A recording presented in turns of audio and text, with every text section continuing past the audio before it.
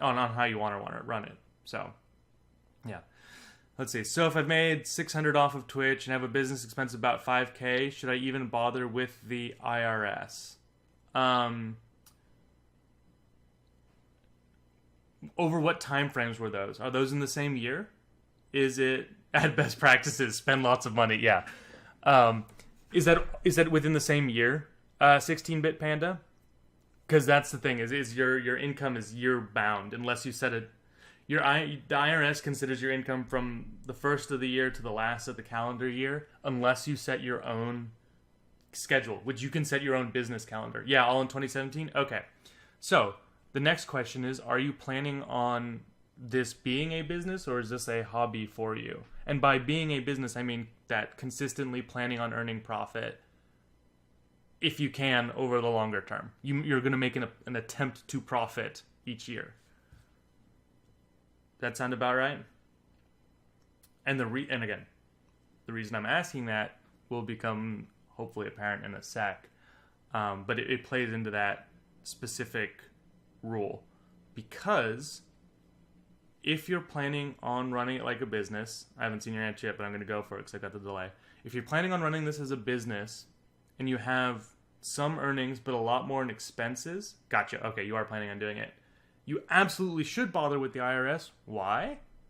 Because you can deduct business losses from your earned income from other sources, right? So if you're losing money in your business and you're earning income somewhere else, which presumably you are, since you need to eat and pay rent and things like that, then you should track it and should keep a real good track of it, because you can go to the IRS and say, I had a business loss. And then you can deduct that from your income, which will reduce the taxes that you pay on your income.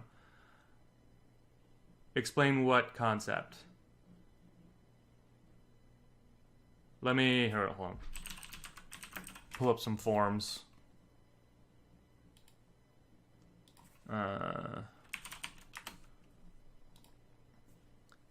Oh, yeah.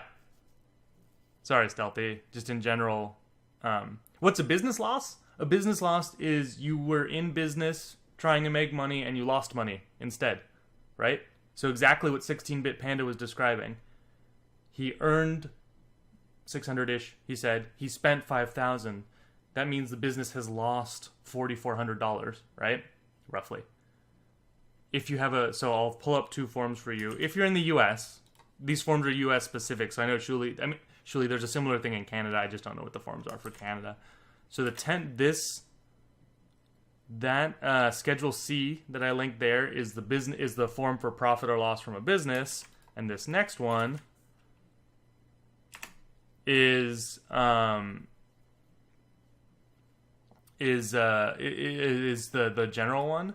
If you've reported a loss on your business, like you spent more than you earned, you can reduce your ordinary income from you can reduce your ordinary income by that loss. So this is, if you're looking at that Schedule C form, item 32 on there, you can enter that loss and that will reduce your income. So yeah, thank you, Mike. The IRS is what collects taxes in the U.S. It's the Internal Revenue Service. Want to just get married? You don't want to handle this shit? Already married. Sorry. Already married. Earlier mentioned a few tracking programs. Which do you prefer? Which you use yourself? I personally use FreshBooks. I like it. It's very simple. But FreshBooks and Xero are similar but slightly different. Xero is more... FreshBooks is better for billing, and Xero is a better true accounting system. QuickBooks is also... It's a little more in-depth, but it's also... QuickBooks is like what all CPAs use. So if you have something in QuickBooks, then you can export those files really easily, and CPAs will be like, perfect, I've seen this 100 times, I know what this is. How can you minimize the damage of business losses? How do you mean minimize the damage, Stealthy Healer?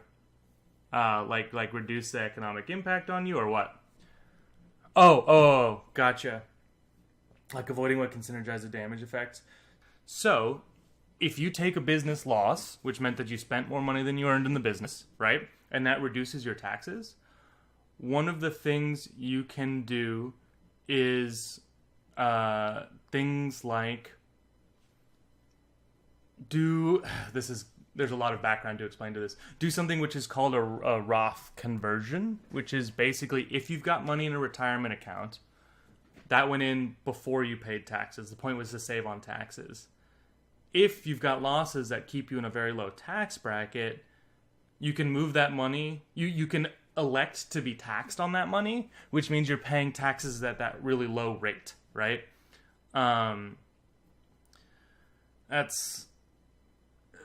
a lot of background to explain to it, but generally what I'd say is if you have a business loss, some of the things you can do to help with that is do activities that let you that are better if you're in a lower tax bracket.